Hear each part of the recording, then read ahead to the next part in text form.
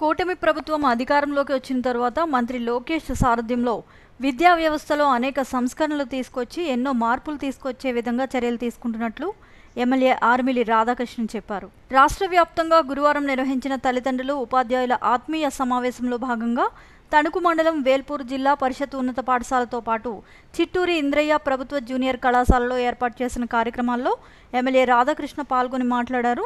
గత ప్రభుత్వ హయాంలో 117 జీవో తీసుకొచ్చి గ్రామాల్లో ఉన్న పాఠశాలను మూసివేసి ఉపాధ్యాయుల సంఖ్యను తగ్గించివేశారని ఆరోపించారు.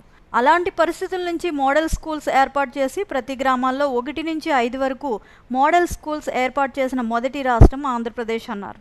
దాదాపు 2 కోట్ల మంది తల్లిదండ్రులు పాల్గొంటారనే ఉద్దేశంతో గిన్నిస్ బుక్ ఆఫ్ వరల్డ్ రికార్డ్స్లో నమోదు చేసుకునే విధంగా ఈ కార్యక్రమం ప్రతిష్టాత్మకంగా ప్రభుత్వం ఏర్పాటు చేసినట్లు తెలిపారు. ఈ మీటింగ్లో రాష్ట్ర వ్యాప్తంగా దాదాపు 2 కోట్ల మంది పైగా పాల్గొంటారని ఒక అంచనాలతో గిన్నిస్ బుక్ ఆఫ్ వరల్డ్ రికార్డులో కూడా నమోదయ్యే విధంగా ఇది నిర్వహిస్తున్నారు. ఈరోజు ప్రభుత్వ పాఠశాలలు అంటే ఒక చిన్న చూపు.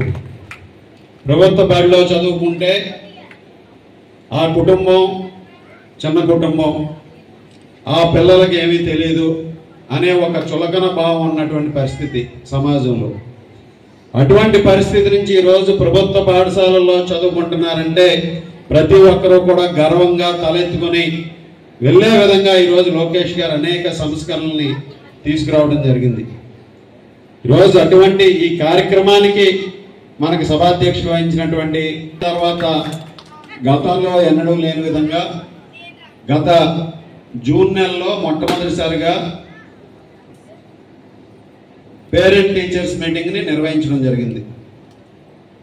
దానికన్నా ముందుగా ప్రతి పాఠశాలలోనూ కూడా ఒక మేనేజ్మెంట్ కమిటీ ఉండాలని ఆ కమిటీకి కూడా ఎన్నికలు నిర్వహించి ఎస్ఎంసీ చైర్మన్ని మెంబర్లని కూడా నియమించడం జరిగింది.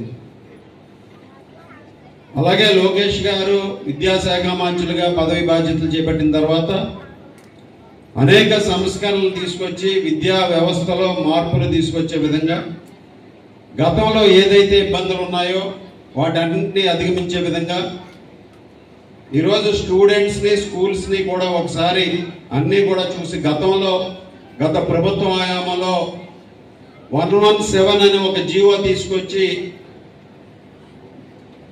మన గ్రామంలో ఉన్నటువంటి ఇన్ని స్కూల్స్ ఉండకూడదు, లేకపోతే 3 కిలోమీటర్లు లోపు ఉండకూడదు, ఈ విధంగా అనేక నిబంధనలు పెట్టి అనేక స్కూల్స్ని మూసివేసినటువంటి పరిస్థితి, లేకపోతే టీచర్ల సంఖ్యను తగ్గించినటువంటి పరిస్థితి. అటువంటి పరిస్థితి నుంచి మరలా ఎక్కువగా టీచర్స్ని పెట్టే విధంగా మోడల్ స్కూల్స్ని పెట్టే విధంగా ప్రతి గ్రామంలోనూ కూడా ఒక మోడల్ స్కూల్ ఏర్పాటు చేయడం 1 to 5th. ఆ ప్రతి తరగతి గదికి ప్రతి క్లాస్కి ఒక టీచరు, అంటే 1 to 5th 5 టీచర్లతో ఒక మోడల్ స్కూల్ని ఏర్పాటు చేసినటువంటి ఫస్ట్ స్టేట్ మన ఆంధ్రప్రదేశ్ రాష్ట్రం. ఆ విధంగా ప్రభుత్వ పాఠశాలలో అలాగే మనకి డిఎస్సి నిర్వహించి కొత్తగా ఉపాధ్యాయుల్ని నియామకం చేసే విధంగా లోకేష్ గారు 16,000 టీచర్ పోస్టులకి ఎగ్జామ్లు నిర్వహించడం జరిగింది. ఈ విధంగా ప్రభుత్వం ఎంత ప్రాధాన్యత ఇస్తుంది విద్యా వ్యవస్థకు అనేది ఇది ఒక నిదర్శనం. ఈరోజు గౌరవ ముఖ్యమంత్రి చంద్రబాబు నాయుడు గారు, ఉప ముఖ్యమంత్రి వర్యులు పవన్ కళ్యాణ్ గారు, లోకేష్ గారు, అక్కడ ప్రధానమంత్రి మోడీ గారు ఈరోజు విద్యారంగానికి పెద్ద ఎత్తున నిధులు కేటాయించి మనకి మౌలిక సదుపాయాలు కల్పించడంతో పాటుగా విద్యార్థుల్లో ఒక నూతన ఉత్తేజాన్ని ఇచ్చే విధంగా మనకి పాఠశాలకు సంబంధించి పుస్తకాలను కూడా తగ్గించి, గతంలో పుస్తకాలు బరువు ఎక్కువైపోయేది, ఈరోజు అటువంటి బరువును తగ్గించి స్కూల్స్లో విద్యా వ్యవస్థలో అనేక మార్పులు తీసుకురావడం జరిగింది. విలువలతో కూడినటువంటి విద్యను అందించాలి ప్రభుత్వ పాఠశాలలో అనేది లోకేష్ గారు తీసుకున్నటువంటి అతిపెద్ద సంస్కరణ. ఈరోజు మనందరం కూడా చూస్తున్నాం, అనేక పాఠ్యపుస్తకాల్లో కూడా వాల్యూస్ గురించి మారల్స్ గురించి కూడా పెట్టే విధంగా ఈరోజు సెపరేట్గా బుక్స్ కూడా అందించడం జరుగుతుంది స్కూల్స్లో. ఈరోజు స్కూల్స్లో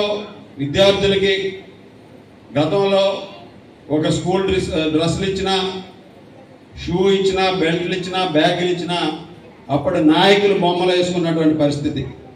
కానీ ఈరోజు ఎక్కడైనా బ్యాగుల మీద అయినా, బెల్ట్ మీద అయినా, లేకపోతే మీకు ఇచ్చినటువంటి ఏదైనా పుస్తకాల మీద కానీ చంద్రబాబు నాయుడు గారి ఫోటో కానీ, పవన్ కళ్యాణ్ గారి ఫోటో కానీ, లోకేష్ గారి ఫోటో కానీ ఉందా?